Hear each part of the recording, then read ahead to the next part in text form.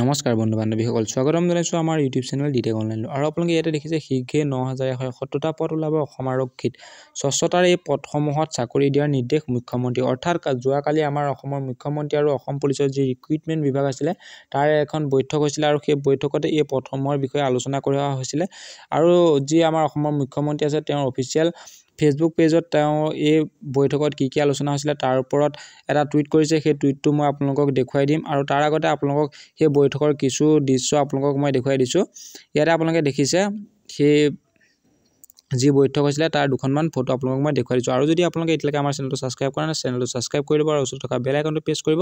আৰু যদি ভিডিঅ'টো চাই ভাল পায় এটা লাইক কৰিবলৈ নিশ্চয় নাপাহৰিব। আহক তেতিয়াহ'লে আমি কি টুইট কৰিছে সেইটো আপোনালোকক মই দেখুৱাই দিওঁ। আজি ৰাজ্যিক পৰ্যায়ৰ আৰক্ষী নিযুক্তি বৰ্ডৰ বৈঠকত পৌৰাহিত্য কৰি আৰক্ষী কৰ্মীসকলৰ নিযুক্তি প্ৰক্ৰিয়াৰ পৰ্যালোচনা কৰোঁ। বৰ্তমানলৈকে অসম আৰক্ষীৰ সৰ্বমুঠ ৯,১৭০টা পদৰ পূৰণৰ প্ৰক্ৰিয়া চলি আছে আৰু ইয়াৰে ৫,২১০টা পদৰ বাবে বিজ্ঞাপন প্ৰকাশ কৰা হৈছে। এই বৈঠকত বৰ্ডৰ সদস্যসকলক সাধাৰণ আৰক্ষী, কামাণ্ডো বেটেলিয়ান, কনিষ্টবল আৰু উপ পৰিদৰ্শক পদৰ নিযুক্তি প্ৰক্ৰিয়াত সৰ্বোচ্চ প্ৰকাৰৰ স্বচ্ছতা বৰ্তাই ৰাখিবলৈ নিৰ্দেশনা প্ৰদান কৰোঁ। অৰ্থাৎ এই বৈঠকত এই কথাসমূহৰ বিষয়ে আলোচনা হৈছিলে, যিসমূহ আমাৰ অসম পুলিচৰ নতুনকৈ নিযুক্তি প্ৰক্ৰিয়া চলি আছে সেই নিযুক্তি প্ৰক্ৰিয়াত যে কোনো দুৰ্নীতি নহয়, সম্পূৰ্ণ স্বচ্ছতাৰ এই নিযুক্তি প্ৰক্ৰিয়াসমূহ হয়, সেই বিষয়ে এই কালি যি বৈঠক হৈছিলে সেই বৈঠকত আলোচনা কৰিছিলে। আৰু অসমৰ মুখ্যমন্ত্ৰী ডাঙৰীয়াই তেওঁ অফিচিয়েল ফেচবুক পেজত তেওঁ টুইট কৰি সকলোখিনি কথা অৱগত কৰিছে আৰু মই যি তেওঁ পোষ্ট কৰিছে সেইখিনি আপোনালোকক জনাই দিবলৈ চেষ্টা কৰিলোঁ।